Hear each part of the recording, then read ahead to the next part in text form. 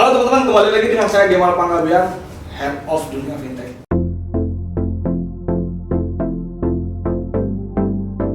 Kali ini saya bersama Mbak Tia, selaku EVP Marketing dan PR dari Amarta. Halo Mbak. Halo. Apa kabar? Baik.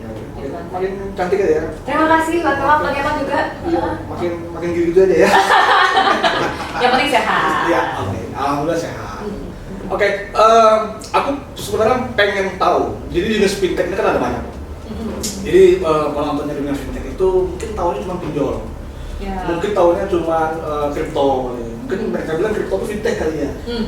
Jadi sebenarnya fintech itu sangat luas. Ada juga pendanaan produktif kayak Amarta.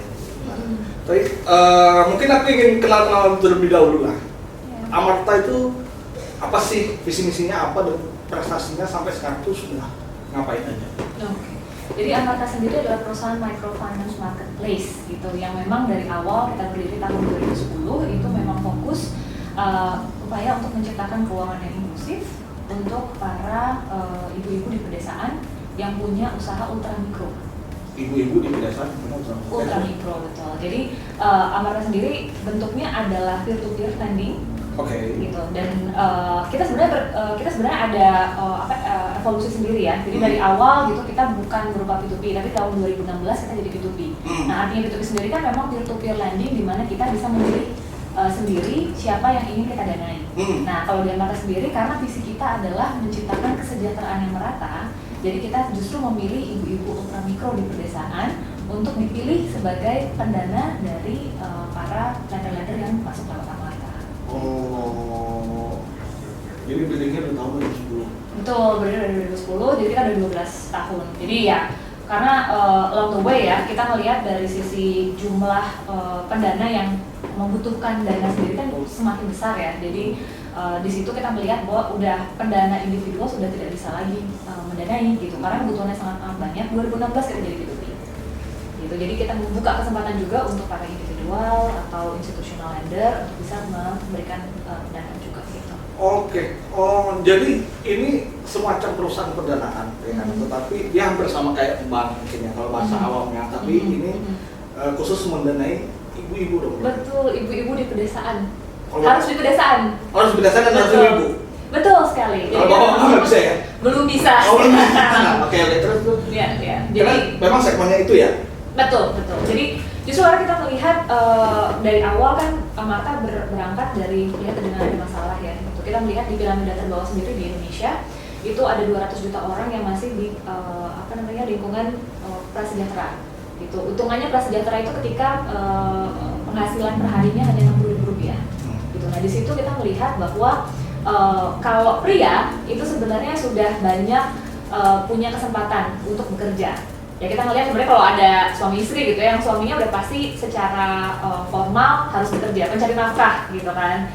Nah, sedangkan kalau istrinya, ibu-ibunya pada akhirnya di rumah dan hanya ngurus domestik doang. Gitu. Nah, itu kan sebenarnya satu melimitasi ya dari sisi wanita gitu ya.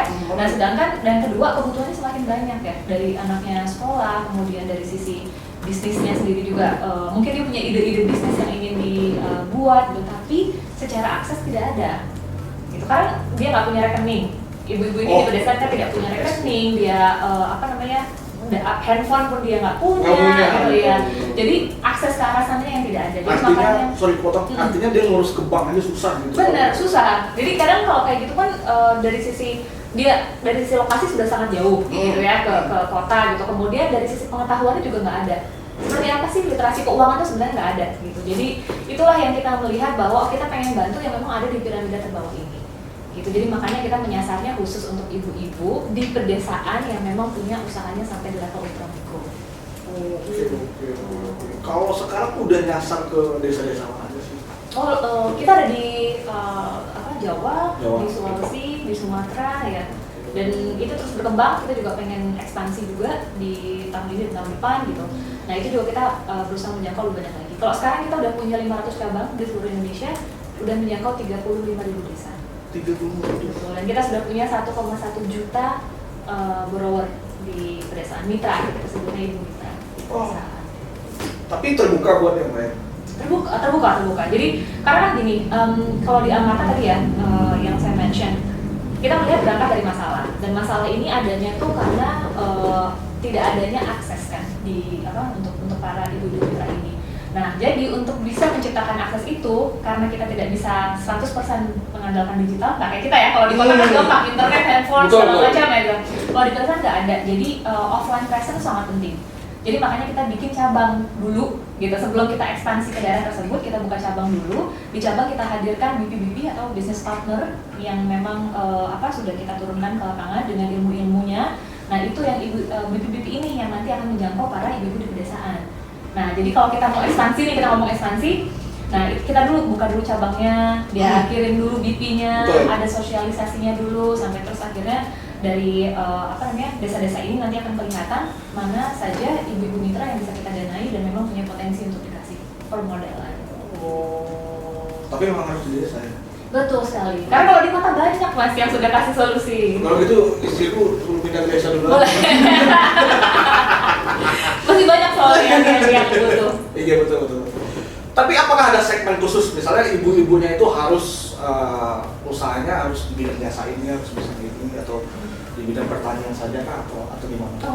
Sama sekali enggak. Jadi yang kita lihat benar-benar dari sisi prospek produktif, sektor produktif ini aja yang penting gitu.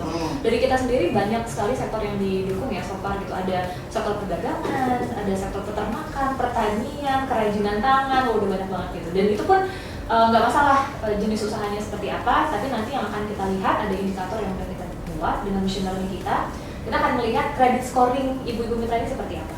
Karena pada dasarnya tadi ya, ini adalah pendanaan, di mana nanti dana yang sudah dipinjamkan nanti akan kembali, gitu kan, ke yang memberikan modal gitu. Nah, sedangkan ibu-ibu yang mendapatkan pendanaan ini ya harus dinilai seberapa mereka bisa untuk mengembalikan jumlah modal yang mereka pinjam. Gitu. Jadi basically selama itu produktif dan kita melihat dari sisi credit scoring aman, gitu ya. Jadi terlihat bahwa usahanya ada beneran, gitu, ada penjaminnya. Jadi rata-rata penjaminnya suaminya, walinya, gitu. Dan kita punya sistem namanya tanggung renteng. Tanggung renteng. Nah ini cuma ada di Indonesia, gitu. Jadi sebenarnya semangatnya sudah ada dimulai di India dengan Grameen Bank. Nah jadi Grameen Bank ini sebenarnya tanggung renteng sendiri sifatnya sangat sangat mengedepankan nilai-nilai keindonesiaan kita. Jadi gini, tanggung renteng itu adalah ketika ibu-ibu mitra ini yang kita danai itu harus membentuk sebuah kelompok, gitu. Jadi ini bukan sendiri-sendiri nih, misal kalau mau minjem sendiri gitu nggak bisa, kita harus punya kelompok. Jadi rumahnya harus dekat, dia harus bikin 10-20 orang dalam satu kelompok. Nah di satu kelompok ini nanti mereka akan diberikan banyak sekali pelatihan-pelatihan. Mereka dibina juga ya? Dibina juga. Jadi ketika disurvei, ibaratnya ketika sebelum bermodal disurvei dulu, oke, yang ibu ini apakah jenis modal jenis bisnisnya seperti apa, modal yang dibutuhkan berapa dan lain-lain. Nah nanti mereka akan membentuk kelompok, nanti dikasih dulu pelatihan nih bagaimana. Jadi pelatihannya ini termasuk literasi keuangan, cara memberikan keputusan, cara melihat menyelesaikan masalah, itu dilatih juga. Jadi bukan cuma sekedar ibaratnya nih uang terus udah tinggal pergi gitu ya, enggak sama sekali. Jadi di Amarta juga ada proses inklusinya sampai ke level itu. Nah itu pun ditambah dengan ketika karena ada tanggung renteng ini, kalau misalnya nanti ada salah satu anggota kelompok itu, ibu mitra itu yang kebetulan belum bisa memberikan cicilannya sesuai dengan jangka waktu yang ditentukan. Misalnya banyak kasusnya suaminya sakit, anaknya sakit, masa dia mau bilang nggak, saya yang harus kerja dulu lah gitu, yang nomor dua mungkin gitu ya. Nah yang perempuan pada akhirnya harus mengambil perannya di domestik. Nah dia akhirnya nggak bisa berjualan dulu gitu ya, bisnisnya nggak bisa berjalan dulu. Nah ada teman-teman kelompoknya yang lain yang akan bantuin dia untuk nangani dulu. Gitu, sistemnya jadi seperti itu. Nah jadi ibaratnya bisa gantian, ini dulu ya, talangin dulu yang ini, nanti kalau dia udah balik kerja dia bisa ini. Nah itulah sistem tanggung renteng dengan semangat gotong royong ala Indonesia ya gitu yang kita lihat. Jadi supaya itu juga bisa membantu para ibu-ibu mitra kita juga supaya tidak merasa terbebani dengan peminjaman modalnya. Tapi apakah harus berbadan hukum? Enggak juga. Enggak sama sekali. Itu sama sekali. Sektor yang di pendana ya maksudnya. Enggak sama sekali. Jadi yang penting nanti secara secara syarat memenuhi. Jadi ada syarat administrasi lah ya, dia punya KTP, ada penjamin penjaminnya juga punya KTP gitu, sudah disurvei alamatnya benar ya, rumahnya ada dan lain-lain, itu sudah bisa melakukan mengajukan permodalannya. Udah di 35.000 desa. Dan kalau boleh tahu yang paling wow nih, ibu-ibu yang paling wow itu udah ngapain aja dan udah hasilnya apa? Kita banyak sekali cerita-cerita yang sangat inspiratif ya gitu. Dan kebetulan waktu pandemi kemarin itu banyak banget yang juga cerita mereka hampir aja tutup gitu kalau nggak kenal Amarta gitu ya, dan akhirnya karena ada akses permodalan kayak gitu mereka bahkan bisa bukan cuman nerusin bisnisnya aja, tapi malah meng-hire karyawan di bawahnya dia gitu. Karena kan pesanan tetap masuk ya, bisa aja tetap masuk, tapi nggak ada modal nih untuk menjalaninnya gitu. Jadi kemarin kalau dilihat di data kita selama pandemi itu bahkan ada peningkatan pendapatan. Jadi ada sekitar peningkatan pendapatan sebesar 10% lah untuk para ibu mitra ini. Kalau sebelum pandemi itu bahkan ada 200 sampai 700% peningkatan pendapatan. Gitu bagi mereka, karena itu tadi ya, bisnisnya sudah ada dan mereka sudah punya dasarnya, sudah punya market juga, tapi nggak ada modal untuk meneruskan ini soalnya gitu. Yang untuk arus kasnya gitu ya. Betul, cash flow-nya ya, dia kan susah kan kebagi-bagi dan akhirnya kecampur nih antara yang memang dana untuk bisnis sama dana untuk keluarga gitu. Nah, karena adanya Amarta, jadi mereka bisa mengelola dengan lebih baik karena tadi ada latihan-latihan tadi gitu. Nah, setelah itu ya akhirnya mereka jadi malah bisa mengembangkan bisnisnya. Tapi tantangannya kalau ibu-ibu beda mungkin dengan yang lain. Ada nggak sih tantangannya kalau ibu-ibu tuh kan jadi harus perlu diginiin? Banyak banget, dan kadang-kadang ya sedihnya itu ya pada dasarnya yang namanya perempuan gitu, apalagi di pedesaan selalu terganjal urusan domestik sih. Bang Kemal. Jadi ya kalau misalnya nanti ya mertuanya sakit, yang disuruh berarti pasti istrinya bukan suaminya gitu. Suaminya suruh langsung kerja, istrinya udahlah bisnisnya juga usah terusin aja ibu bapak gitu kan. Ya kebanyakan sih seperti itu gitu. Dan tantangan yang lainnya adalah juga mungkin ya tentang prioritasnya para ibu mitra kita ya gitu. Karena ya lagi-lagi adalah di mana mereka harus tetap memenuhi perannya secara domestik juga, tapi at the same time ada bisnis juga yang mereka dan tanggung jawab juga kan untuk mengembalikan modal juga ke sisi kita. Tapi tadi itu sih, makanya kita melihat dengan adanya masalah itu, makanya kita provide salah satunya adalah dengan tanggung renteng tadi. Jadi ada fleksibilitas dari sisi ibu mitra ini untuk tetap bisa memenuhi tanggung jawabnya dia, sekaligus ke sisi bisnisnya dan sekaligus ke sisi domestik rumah tangganya. Betul. Yang Mbak bilang tuh kayak gotong royong gitu ya. Betul. Oke. Tapi itu kan sudah 35 desa. Ada desa khusus nggak yang misalnya wah ini segmennya bagus, terus komoditasnya juga bagus, itu pekerjaannya juga khusus nggak? Misalnya apakah itu memang mewakili sebuah sebuah sektoralnya gitu? Sebenarnya nggak ada satu hal yang mencolok banget ya kalau di pedesaan gitu ya, karena kita melihat gini, bahkan antara Jawa dan Sumatera aja ya, dari sisi produktivitasnya dan NPL-nya gitu ya, net performance loan-nya, nah itu tuh dari Sumatera lebih bagus daripada Jawa gitu misalnya. Nah aku juga nggak tahu apakah ini memang ada sektor tertentu yang memang jadi mensupport itu, atau sebenarnya lebih karena kondisinya aja, kita juga kita juga belum sampai sana tahunya. Tapi yang bisa aku emphasize di sini adalah berbagai sektor itu ups and down gitu. Misalnya ketika kemarin ya pandemi gitu, yang ternyata terus berkembang adalah sektor perdagangan, karena orang nggak berhenti buat ini kan datang ke warung kelontong gitu kan nggak mungkin ya, pandemi dan segala macam. Tapi kalau kayak sektor kerajinan tangan dan lain-lain ya pada akhirnya kan jadi secondary ya kebutuhannya gitu, jadi akhirnya permintaannya turun gitu. Jadi sebenarnya semua sektor punya potensi yang besar gitu, potensi yang tinggal waktu timingnya aja sih berbeda-beda gitu. Oke. Tapi kalau untuk minimal pinjaman, sarannya apa aja sih? Atau minimal pinjamannya berapa? Kita mulai dari 1,5 juta rupiah gitu, dan itu bisa dicicil selama 50 minggu tenornya gitu. Jadi mingguan bentukannya. Jadi tadi di bisnis partner di lapangan tadi itu datang ke pertemuan kelompok majelis, kita sebutnya tanggung renteng tadi. Nah itu nanti narikin untuk pengembalian modalnya bentuknya per minggu gitu. Jadi bisa dicicil mingguan, itu bentuknya puluhan ribu rupiah gitu. Jadi itu akan disesuaikan juga dengan kondisi para ibu mitra ini juga. Jadi sangat terjangkau gitu bagi mereka, dan yang penting adalah mereka tidak merasa terbebani sih dengan adanya permodalan gitu. Nah kalau dari sisi boro-boro itu biasanya dari kalangan mana aja sih, dan mungkin minimal kita taruh duit itu berapa? Lendernya mungkin ya? Lender. Dana. Oke. Untuk pendana kita mulai dari Rp100.000 saja.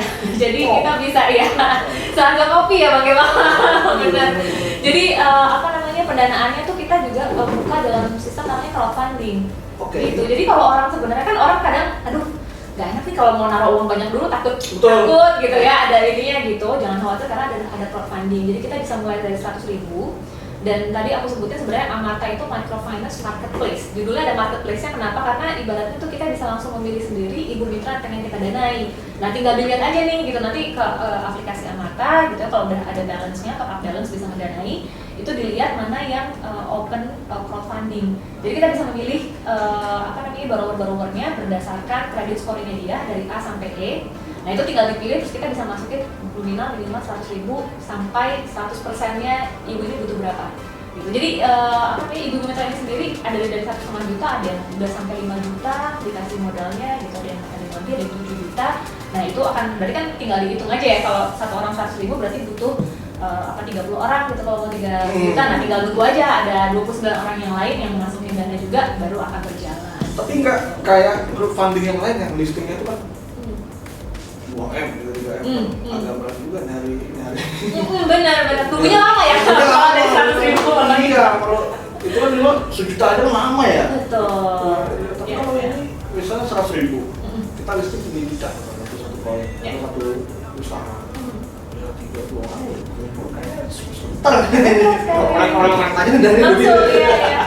Tapi makanya Amarta sendiri kalau dari point of view lender gitu ya, penawarannya bunganya cukup menarik ya, karena kita sampai 15% per tahun gitu. Jadi dari itu tergantung dari nanti credit scoring yang memang dipilih oleh orangnya.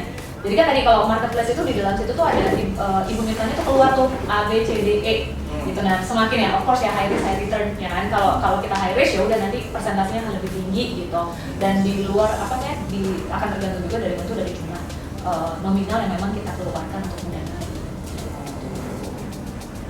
Bisa dicoba nih teman-teman bagi yang pengen investasi digital. Cocok iya, dan ini juga makanya kita juga banyak promosi juga lewat sosial media dan lain-lain. Kita sering banget Bang Kemal bikin extra rate gitu. Ada kemarin ada referral program friend get friend. Jadi kemarin bahkan kita bikin voucher promo ya. Jadi setiap pendanaan pertama itu dapat Rp50.000 untuk minimal pendanaan Rp100.000. Diskon ibaratnya 50% tuh udah dibayarin Amarta ya jadi untuk bisa coba untuk mendanai para ibu. Referral itu bisa dipakai buat influencer kalau konten. Benar sekali. Ini kayak Indraken tapi ini bener. Indraken kan nggak bener. Bener kok bener. Tapi dari sisi lender, apakah memang Amarta itu khusus lendernya dari segmen retail begini atau memang ada segmen dari B2B juga? Kita juga buka opportunity dari sisi premium lender sama institusi. Gitu. Ada individual lender tapi memang jumlah pendanaannya memang sudah sangat besar ya. Dan beda dengan retail. Tapi jumlahnya sendiri sebenarnya memang lebih besar secara number orangnya ya banyakkan yang individual ya. Tapi value of course dari sisi institusional sama premium lender. Tapi kita juga buka kerjasama gitu, jadi baru-baru ini kita juga kerjasama sama Bank Sumut gitu, untuk mendistribusikan pendanaannya gitu, dan bank-bank lain BPR di daerah-daerah yang bisa ada gitu. Oke, kalau kita udah bicara borrower, kita udah bicara awal tadi tentang kita bicara dulu dong masalah Indonesia. Dari sisi katakanlah inklusi keuangan digital. Di tahun-tahun itu berapa Amarta dari 2010 ya? Banyak banget perubahannya. 2010 itu aku beli lalu pakai BlackBerry aja belum. Udah zaman awal Facebook kayak gitu. Iya Facebook. Sosial media. Nah maksudku dari awal sampai sekarang nih apa sih yang kerasa banget di inklusi keuangan? Kalau secara umum sih kita melihat kebutuhan pendanaan permodalan ini semakin tinggi ya.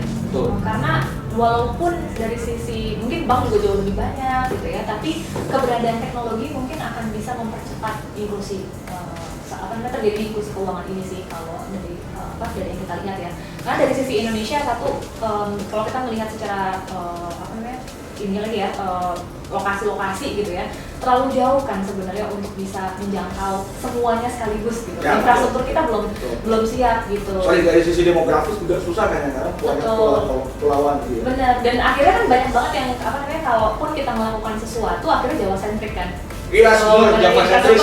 Nah, itu yang kita ngelihat, makanya kalau untuk menciptakan sebuah layanan inklusi mau tidak mau kita memang harus masuk lewat teknologi.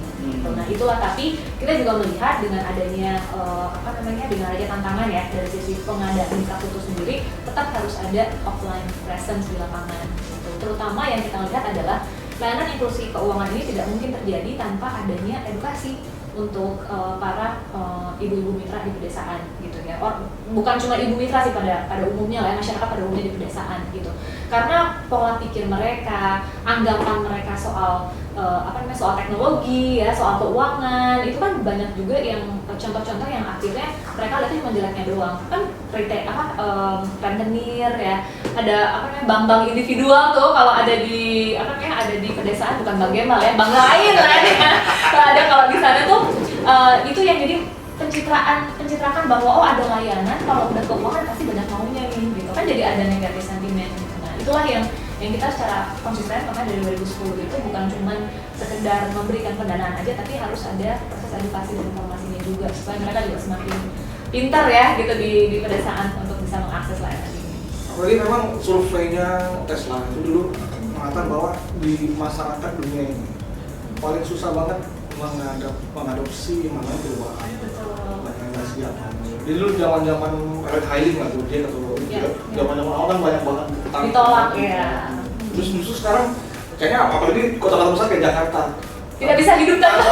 Iya betul. Saya juga makan juga pesen pakai Red Hailing maksudnya. Benar. Nah itu yang PR berat ya. Betul. Apalagi ini khusus segmennya ibu-ibu di desa. Betul. Lu mau bayangin ibu di kota kayak istri gue ribet. Seru sih, maksudnya banyak tantangan yang pada akhirnya kita melihat ada yang kejadiannya di lapangan, dan tentu kita mencoba untuk mencarikan solusi yang terbaik lah gitu. Bukan cuma lewat teknologi, tapi lewat operasional juga di lapangan. Dari 2010 berarti udah 12 tahun ya.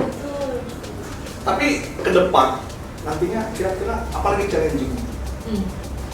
Mungkin kedepannya sih yang kita melihat sekarang fokus kita adalah ekspansi untuk Amarta sendiri ya, jadi supaya akses permodalan ini bisa dinikmati oleh lebih banyak orang lagi di Indonesia gitu, dan jumlah desa yang bisa kita jangkau juga lebih luas lagi. Dan sekarang kan kita di Sulawesi, Jawa, dan Sumatera ya gitu, mungkin nantinya bisa sampai Papua, bisa sampai Kalimantan, bisa sampai Nusa Tenggara dan lain-lain gitu. Nah kita melihat ke arah ekspansi itu. Tantangannya sendiri jujur pasti adalah di sisi operasional ya, karena nggak gampang untuk cari mitra-mitra kita, bisnis partner di lapangan yang bukan cuma capable secara skill tapi juga punya purpose gitu. Karena untuk memulai ini kalau nggak ada purpose berat bagaimana, karena ini yang kita omong ini benar-benar rumah ibu-ibu mitranya itu benar-benar bisa di atas gunung, jauh banget dari kota. Beneran, ini kebetulan kalau beneran, jadi udah secara jarak aja udah menantang ya gitu. Jadi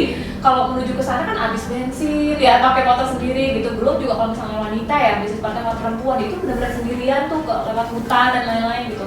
Nah jadi itulah fungsinya. Semoga nanti ke depannya kita juga berharap dari sisi pemerintah dan dari teman-teman yang lain ya, perusahaan-perusahaan lain juga punya perhatian yang sama gitu ya, bisa memperbaiki infrastruktur yang ada gitu, dan semakin memudahkan akses para mitra-mitra di desa ini supaya bisa punya akses yang sama sih seperti yang kita katakan. Ya sih, mudah-mudahan sih. Amin. Iya, mudah-mudahan infrastrukturnya juga semakin baik. Betul. Tapi sorry, selama ini kan ada COVID. Apakah ini mengganggu dan sejauh apa kalau mengganggu? Nah, kalau dari sisi bisnis sendiri, secara umum ya kita melihat pasti ada ada interupsi ya dari jumlah kenaikannya gitu. Jadi kalau kemarin sebelum COVID itu kita melihat stabil lah kenaikannya gitu. Nah kemarin COVID mau tidak mau pada akhirnya inflasi gitu, dari sisi jumlah aktif, jumlah borrower yang aktif melakukan dan tepat waktu itu berkurang gitu. Tapi itulah yang kita jaga. Jadi kalau di Amarta ini dengan tadi ya, dengan bantuan dari sisi operasional dan dari teknologi tadi itu sendiri, kita jaga supaya NPL-nya memang masih di bawah 0,5% dan itu bisa kita fulfill gitu. Jadi masih sangat rendah yang jumlah pengembaliannya gagal bayar lah istilahnya sangat rendah gitu. Jadi ini yang biasanya mungkin kalau orang yang melihat P2P kan yang dilihat langsung biasanya itu NPL gitu, dan kita syukurlah walaupun ada pandemi kemarin NPL masih dijaga di bawah 0,5% gitu. Nah jadi dari sisi kita sendiri melihatnya pandemi itu justru mengakselerasi adanya adopsi teknologi. Ya, pada akhirnya ya kan, jadi banyak banget yang kalau tidak mengadopsi ini nggak akan bisa kemana-mana. Gitu. Jadi kemarin misalnya permodalan mungkin mereka belum merasa pada saat itu ya, gitu, mungkin belum merasa butuh untuk mengembangkan bisnisnya gitu ya, karena mungkin mereka jualannya benar-benar masih konvensional nih gitu ya di pasar dan lain-lain. Sekarang mau nggak mau dia harus ada kan di punya koneksi, dia harus punya internet, dia harus punya handphone dan lain-lain gitu, dan akhirnya itulah yang memberikan pertumbuhan di berbagai sektor pada saat pandemi gitu. Makanya tadi sempat aku bilang juga, jadi di pandemi mungkin kalau rata-rata pertumbuhan per tahunnya itu bisa 200% ya dari masing-masing ultra mikro bisnis ini. Nah kemarin di pandemi 10% lah, tapi masih bertumbuh gitu. Jadi challenging Bang Jamal, tapi ternyata masih bisa bertumbuh gitu lah. Hebatnya ibu-ibu ini ya kan, tidak mau menyerah. Mungkin karena pembinaannya langsung. Betul. Dan memang kita juga maksudnya kemarin waktu di pandemi ya challenge-nya itu ya, dari sisi BP-nya sendiri kan tetap harus datang ya gitu, dan walaupun tidak bisa ada pertemuan majelis kelompok tadi, tapi akhirnya door-to-door satu persatu gitu. Tapi kan sekarang udah lain gitu. Apakah sudah mulai bergeser? Apakah semakin membaik? Oh lebih baik COVID ini? Jangan dong. Kita melihat sebenarnya sekarang ya dengan kemarin setelah COVID mereda ini ya, akhirnya udah mulai makin membuka banyak pintu untuk bisa melakukan banyak sekali kerjasama yang baru gitu. Jadi termasuk juga misalnya dapat borrower yang baru juga gitu, dan memudahkan ya BP kalau misalnya mau mendatangi kumpulan-kumpulan atau misalnya kalau ada acara desa dan lain-lain itu udah bisa lah gitu. Kalau kemarin kan nggak ada acara apa-apa, harus satu persatu ya, jadi lebih sulit gitu. Iya, jadi kedepannya kita melihat karena kemarin pandemi ini ternyata kasih berkat juga ya, jadi orang-orang juga bakal lebih melek teknologi sih. Jadi nanti kedepannya Amarta juga punya aplikasi namanya Amarta Plus, itu untuk para borrower yang punya akses ke internet. Mereka bahkan bisa melakukan pendanaan langsung dari handphone dia gitu. Jadi kalau kayak kemarin kan ya susah ya, dia mau di mana gitu, dia bisa ngecek sendiri nih, saya udah bisa dimodalin segini banyak, saya dapat modal segini banyak, itu bisa dari handphone doang. Nah kita berharap nanti kedepannya setelah pandemi ini jadi orang yang mengadopsi itu jadi semakin besar. Jadi kalau mungkin semua orang setuju, banyak orang kaya baru di zaman pandemi ini. Benar. Ya. Kamu udah kaya, kamu jangan takut investasi digital. Benar. Nggak semua itu kayak nggak semua bodoh. Ada yang bagus-bagus juga banyak. Benar. Di awal tahun Indonesia tuh banyak banget tentang berita tentang investasi bodong. Ya. Ya macam-macam lah. Mulai dari si A, si B, si C, kita nggak usah sebut namanya Drakes kan. Cara-cara cepat kaya ya. Bisa cara cepat kaya. Kita nggak usah sebut nama, tapi namanya Drakes. Sudah di mana? Tapi itu ngeganggu nggak sih dari sisi lender? Kayaknya aku tuh sempat survei, aku juga sempat kasih statement ke media juga ke lain bahwa investasi digital itu kayaknya memang gara-gara kasus-kasus itu investasi digital itu sedikit terganggu. Kalau dari sisi Amarta gimana? Kalau kita melihatnya sebenarnya itu lebih ke persepsi ya gitu, dan untung ya dengan ada contoh yang jelek sebenarnya lebih enak untuk mengedukasi sih dari sisi kita. Nah jadi dengan adanya contoh-contoh yang kelihatan ya gitu, bahwa emang high risk high return itu betul gitu. Tapi tidak berarti semua yang high risk itu pasti bagus returnnya gitu kan. Nah jadi justru momen ini yang kita pakai untuk makin mengedukasi gitu. Pilihlah instrumen-instrumen investasi pendanaan yang memang sudah terdaftar di OJK gitu ya, dan ada dari sisi badan hukum jelas gitu ya, sisi pengelolaan dananya pun jelas gitu.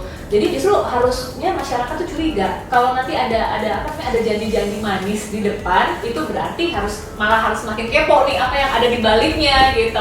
Nah yang kita lakukan sendiri tuh kalau dari sisi P2P ya, susahnya adalah kita melawan stigma pinjol. Udah istilah pinjol deh gitu ya, itu dia kalau orang udah ngomongin pinjol tuh yang di otaknya dia ada di teror ya, di WhatsApp teror, telepon teror, semua nggak kenal aja bisa tiba-tiba dihubungin gitu kan. Jadi ketika kita ngomong gitu sama orang atau sama institusi gitu ya, Amarta itu apa sih gitu? Amarta itu P2P, wah pinjol ya gitu. Padahal sebenarnya P2P itu sendiri kan banyak sekali harus dilihat dari sisi operasionalnya juga gitu. Nah, kalau di Amarta sendiri kita adalah terdaftar lisensinya di bawah OJK gitu, jadi terjamin. Dan dari sisi pendanaan, distribusi pendanaan lalu operasional kita juga selalu diawasi gitu. Jadi bisa dipastikan bahwa semua yang terjadi itu legal gitu, pasti harus legal. Dan yang terlebih lagi itu sih kita tuh dari sisi tanggung jawab juga kita buka secara transparan ke masyarakat gitu. Jadi di website Amarta bisa dilihat kita EBITDA-nya masih positif ya, kemudian NPL-nya gitu, non-performing loan-nya masih di bawah 0,5%. Nah, jadi harus kepo nih, mungkin mungkin informasi seperti ini yang harus dapetin sama masyarakat ya. NPL itu apa sih? Nah, coba daripada nggak tahu, mendingan langsung cari tahu. Kemudian kalau misalnya di dunafintech.com ada kan?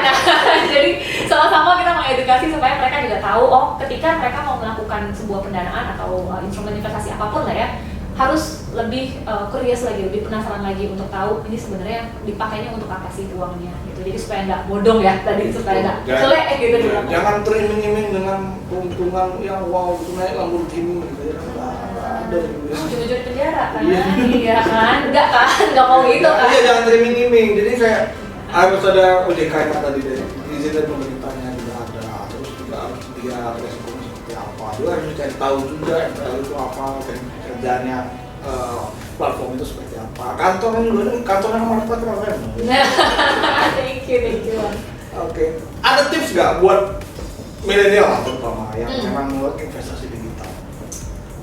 Oke, nomor satu mungkin kepo. Itu mereka kan sebenarnya rata-rata berkepo ya. Tapi dalam hal ini jangan cuma kepoin mantan, jangan kepoin kecengan atau idola ya. Mungkin untuk bisa semakin cerdas dalam berinvestasi atau melakukan pendanaan itu harus semakin kepo gitu. Jadi coba dipelajari secara terus-menerus perkembangannya seperti apa, karena tren investasi atau pendanaan sendiri kan selalu berubah gitu ya. Apa yang sekarang kayaknya oke banget gitu ya, itu juga nanti kedepannya bisa jadi tidak seperti itu lagi. Nah, coba digali terus dan terus melek informasi dari media-media sekitar, apa sih yang sebenarnya sedang terjadi di ekonomi secara global, secara nasional gitu.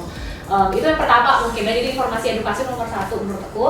Nah, yang kedua mungkin itu sih, mungkin kalau untuk orang yang baru mau mulai melakukan investasi, ya coba aja dari nominal yang tidak terlalu besar gitu. Nah, tadi itu makanya pilihlah instrumen-instrumen yang memang bisa dimulai dari nominal yang memang sesuai dengan kemampuan ya gitu. Jadi jangan maksain juga. Betul, jangan maksain juga. Jadi udahlah, ibaratnya ini mau investasi minjem duit dulu ke orang lain terus buat investasi. Iya kalau balik gitu kan, kalau misalnya enggak gitu. Jadi mending apa yang memang mampu itu aja yang dipakai untuk untuk bisa diputerin lagi gitu. Dan harus menyadari sih dengan kemampuan sendiri apa yang dilakukan, apa yang ditaruh ya, memang itu memang resikonya sudah bisa mengukur sendiri gitu sih. Dan seterusnya sih jangan lupa maintain ya. Kalau investasi, kalau jangan cuma kayak oke, naruh terus udah gitu lupa, atau bahkan nggak dicek sama sekali gitu ya.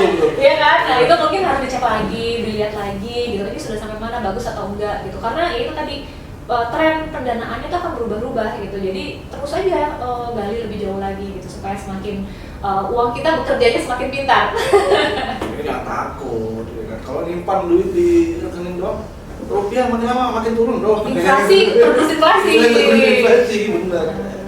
Oke, wah keren juga ya dari Mbak Tian selaku SVP Marketing dan PR Amarta. Thank you Bang. Sudah 12 tahun Amarta bisa mensejahterakan ibu-ibu desa. Ibu desa. Mudah-mudahan juga teman-teman bisa terinspirasi dari obrolan kita berdua. Mudah-mudahan juga Amarta juga semakin sukses. Amin, terima kasih. Oke, ini tadi teman-teman jangan lupa saksikan Dunia Fintech Wars tanggal 7 Desember 2022. Nantinya bakal ada startup fintech dan startup lainnya yang akan mendapatkan penghargaan. Di startup itu ada sekitar 30 startup yang akan kita berikan penghargaan yang telah berprestasi selama 1 tahun terakhir. Saya Kemal Pakaben, thank you.